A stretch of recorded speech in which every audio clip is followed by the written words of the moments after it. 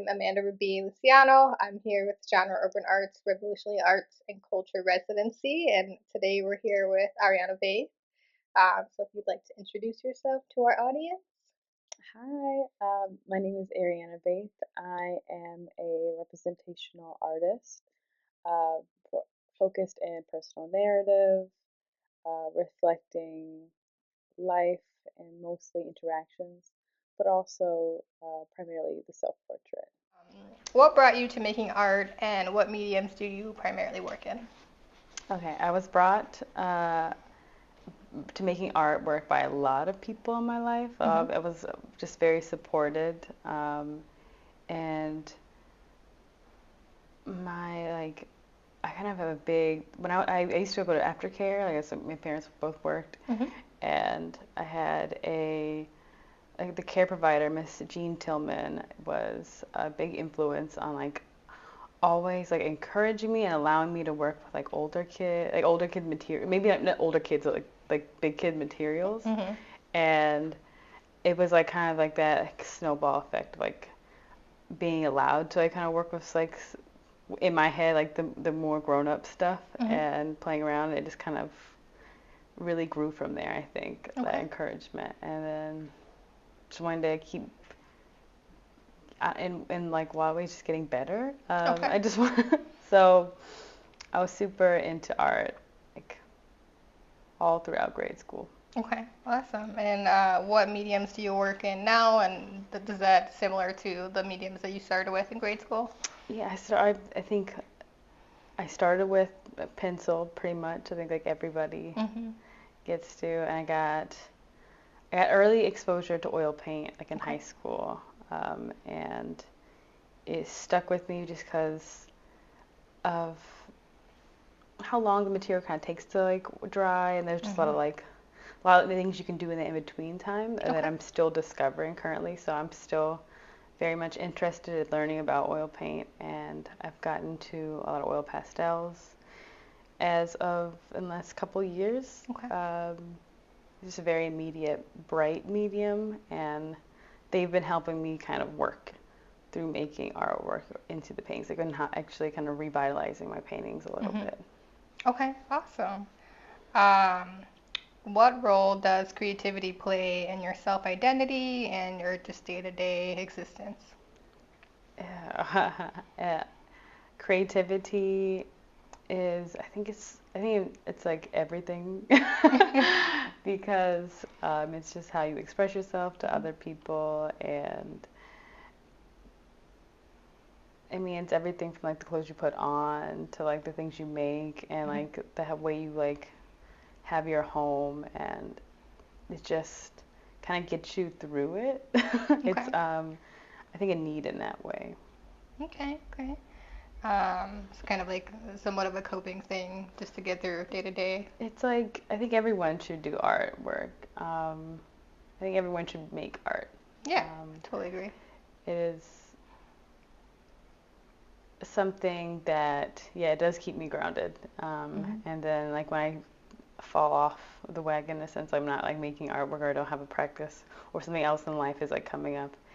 Whenever I go back into painting, after it's like riding a bike. After you kind of fall off a couple times, Hmm. you have to but you have to grant yourself the permission to work, Okay.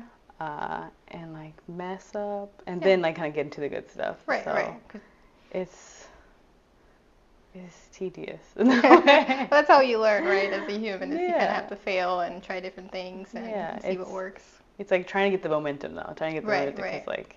even as I sometimes come to the studio and I don't make, and just sometimes coming and confronting what's there Hmm. can be really helpful. Yeah, definitely. Um, okay, a little bit lighter of a question. What brings you joy? What brings me joy? What brings me joy? I mean, people bring me joy. Interactions bring me joy. Um, Foods bring me joy, so much joy. um, that's what brings me a lot of joy. Yeah. Um, And that's, I think, reflective in a lot of your subjects and the things that you paint. Would that be correct? Yeah, I think so. And there tends to be things I want to like make my subject matter. Okay, awesome. Moving a little bit more to your art, what inspiration is behind some of the scenes that are featured in a lot of your work? They're they're bouncing off like contemporary relationships, and primarily those have been a lot of friendships in the past, and then as I've last couple years of, or last most years, sorry, in the years most recent, Mm-hmm. I've been thinking about my parents a lot and my family, and then those three kind of like mingle together, Mm-hmm. and they're ephemeral scenes. They're scenes that like I I see myself looking at like, oh, like these were when I was younger. They're like an archive of what's happening um, with those people. Some of the inspiration for the scenes are like they're can be more tethered to really real moments, Mm-hmm. like something happening, or maybe a collection of like routines, like getting pizza from a specific place, Mm-hmm. or um, the outfit. So I like the clothing is like really important to me. Mm-hmm. So sometimes they're more related to like going out because they're oftentimes in homes and Mm-hmm. like private spaces. Okay. But that's how they kind of grow. That's how the ideas start. Then kind of I try to recreate it into the painting. Okay, awesome. Would you say it's a way for you to kind of capture memories in a way that um, most people might like keep photo albums and things like that to kind of keep those moments in a specific spot in your life? Yeah, they're yeah, and that way they're proof that it Okay. happened. Yeah. And that kind of relationship that was able to happen. Um, because it's hard work. It's hard getting images for a painting, but then of course, then I started changing the way I've painted a little bit. Okay. So um, I'm hoping the painting kind of opens up in that way to let me do more. Hmm. Okay. Yeah, makes sense. Um, how does community impact your creative process and focus? And if that's small or central to, you mentioned family and friends, or more towards like the public community on a larger scale. Community, and just like the vaguest terms, like to me, is like the people who are around you, and I often just kind of go straight to art community Hmm. because it's it's a familiar conversation. Hmm. So it's I mean it's super important to me because like oftentimes if I'm feeling some type of way, or if I'm not like even I get a little bit recluse Hmm. oftentimes, especially of recent. Um, and those interactions kind of remind me like, oh, it's not that scary. Yeah. um, and also working with people to maybe see artwork, like this is like doing trips together just to go see artwork is Hmm. like very inspiring, and like those memories. It's the memory of going on the trip itself, but also it's like, oh Right. my God, I gotta see like some of this like work that I've been thinking about for years, and like the show lined up, and like we were Hmm. all kind of able to like kind of enjoy this moment together. Right. Um, or going to expo. I got to go to the expo this year Hmm. with some lovely peers, artists from Door County, Meg Lionel Murphy and Claire Erickson. Awesome. Um,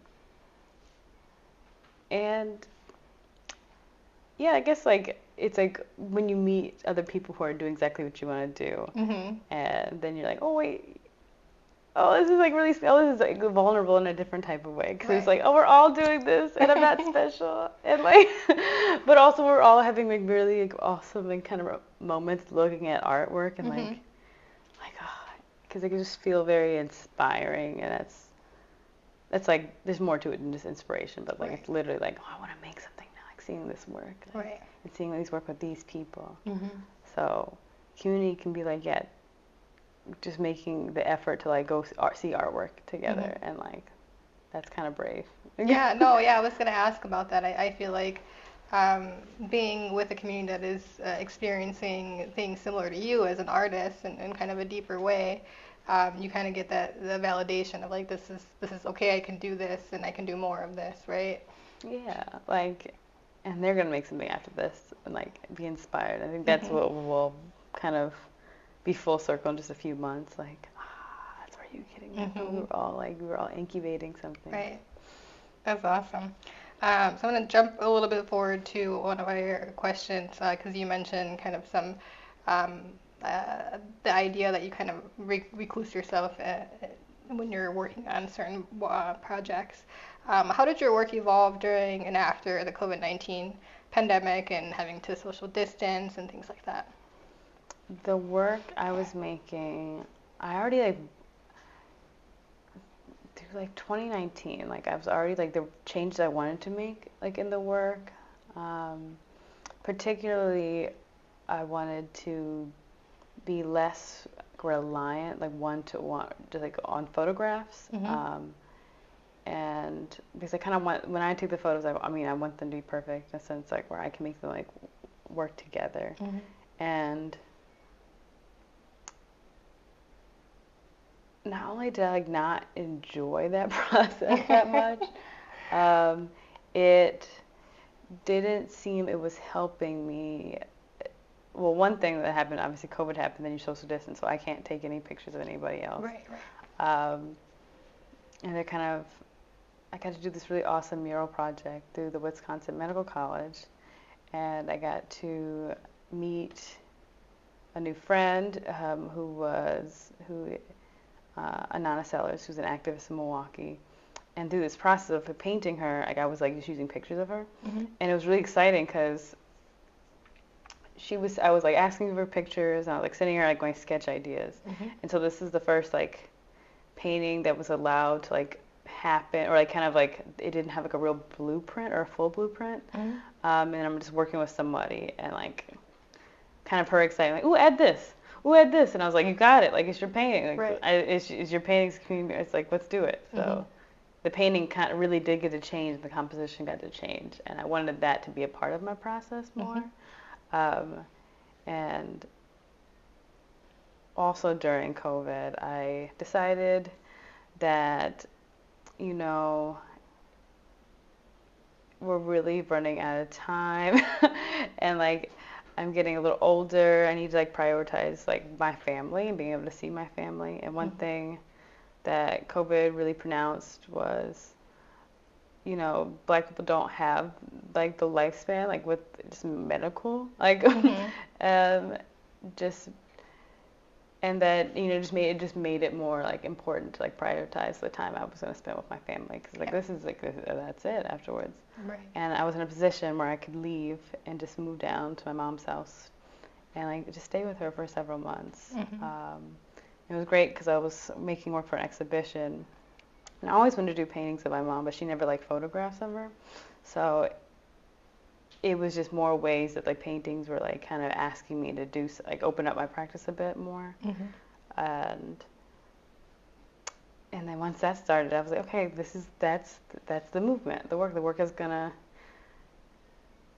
try. The paintings are going to attempt to like be started without maybe a full detailed plan, Okay. without the perfect photograph, like mapping everything out. Mm-hmm. And that was really scary. And that's still very scary Yeah. because like um, I definitely still use photographs. I use photographs, but I just didn't want it to be like this is the photo. Now that's the map for the piece. I wanted the Mm-hmm. paintings to be able to move a lot more. Okay. So it it forced me to do some things that were like happening in my mind for a bit, Mm. and now I get to do them because I'm not like worried about what if I do that Mm-hmm. anymore. Yeah, that what if that can be a little bit scary sometimes. Um, so I noticed that some of the framing of your subjects and your scenes are somewhat unexpected in some ways, such as the 2021 piece, Let Me See It. Can you speak a little bit more on the significance of some of the framing that you use in your pieces? Yeah, and thank you for looking that up. Like that was like, oh, that piece is on my mom's front porch in Mount Olive, North Carolina, and It is two figures behind a railing. Mhm. Um, and then also in the composition, our heads are not in the composition, our heads are cut off. The railings intersecting and dividing us and barring us a little bit. And then there's some dogs chilling in the painting. And I wanted that piece to be a little private. One of the rules I also got from mom's, I could take pictures of her if her head wasn't in it, like that was like allowed. So there were some pictures that evolved that way. Okay. Um, and it's like a private moment on the front porch, but like also like our identities are like kind of sacred a little bit, Mhm. or just it's all about this like the connecting with the hands and like Mhm. also like for I'm barefooted like on the front porch and just kind of enjoying those days because like those days in the morning sunlight were like kind of very ritualistic Mhm. when I wasn't in a city or like had like a plan like Yeah, like an itinerary for most yeah. days. Okay. So that's how that piece happened. Mhm. Um, yeah, it's one more like vibrant looking ones. I Mhm. think when I look back at it. Yeah. That one definitely stood out to me as I was kind of reviewing your work online. Um, what narratives are kind of at the core of your work, and how have these stories inspired or influenced your work? The narratives are inspired,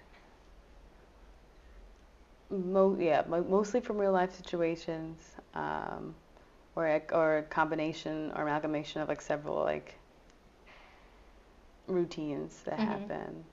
Um, and they're always again like in these homes because like I can like have just the most control or like the most that's my like I'm it's just like myself is my most reliant model. It's like a resource like the Mhm. home and like the place I'm familiar with like are my resources. Um, so I have a little bit of a better one-to-one Okay. trying to explain those like interiors. um, and they're trying to open up. The pieces are trying to be invite you in a little bit, oftentimes to a room with the floor where you can like sit down Mhm. like, with the person. Yeah. Maybe a little bit more intimate of a space. I can see. Um, in what ways does self-portraiture show itself in your work and kind of propel those narratives?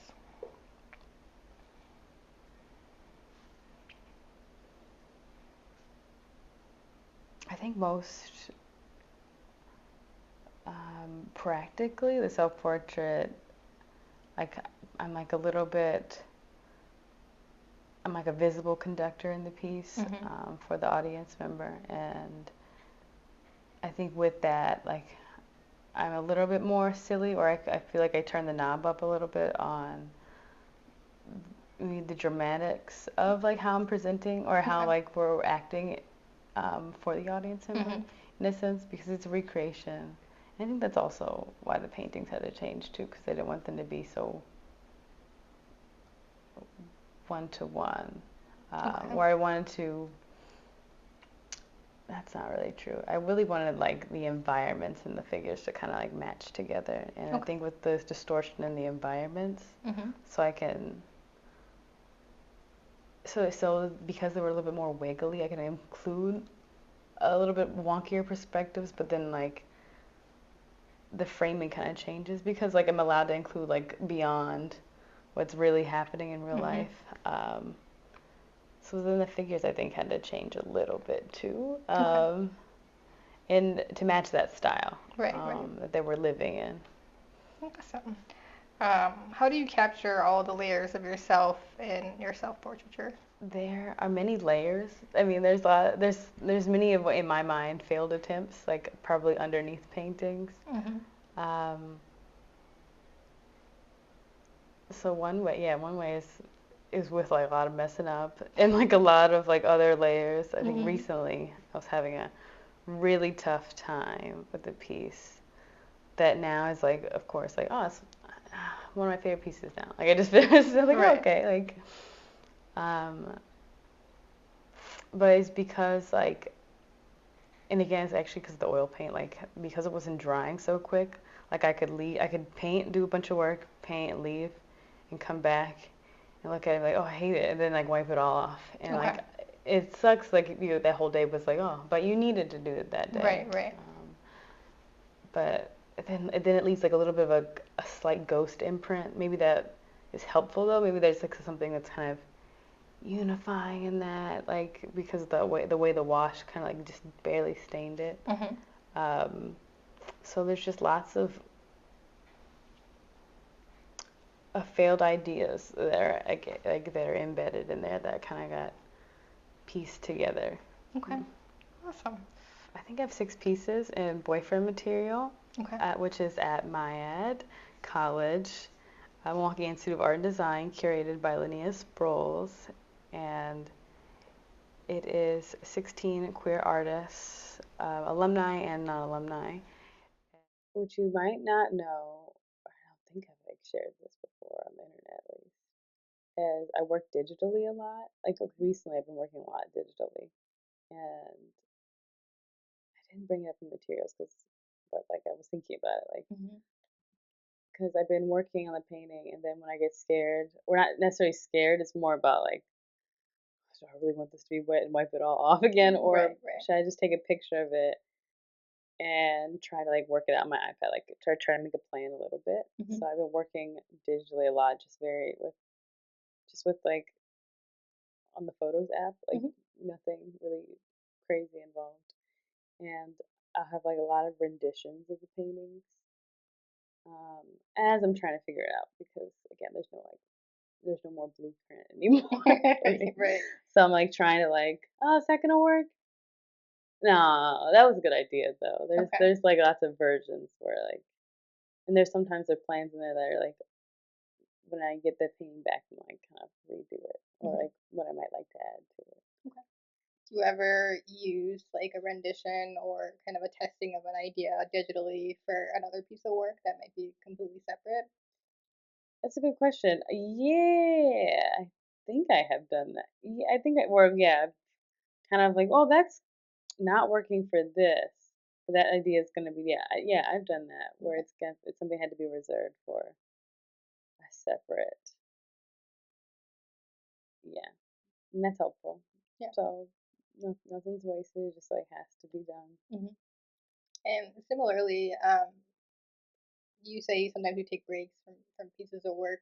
Do you find that, hopping between different works or different projects and kind of trying different things to help make it, grow your skills, does that kind of help like the end result of all of your pieces? Yeah, yeah, it definitely does. It helps revitalize just like the thinking process. Hmm. I need a lot of breaks. The work was haunting me. um,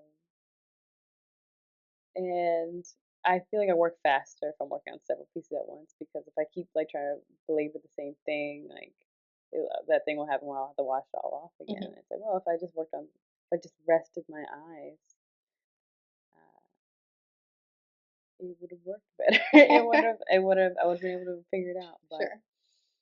sometimes I'm stubborn. It's like, oh, and it's like sucks because it's like, wow, it really does not help if you just like kind of keep working on something. If it's Hmm. not working, you really gotta like strategically, even if the deadline's popping up, like put something in between it Hmm. so you can figure out how it's gonna end. Where can someone purchase your work or find your work online? You can find it through me. You can go to me at arianavaeth.com, and that's how you can message me. Well, that's all our questions for today. Okay. I just want to thank you again for your time. And thank Genre Urban Arts for giving us this opportunity to learn a little bit more about Ariana Vaeth. Thank you, Genre Urban Arts. It's been great to be back.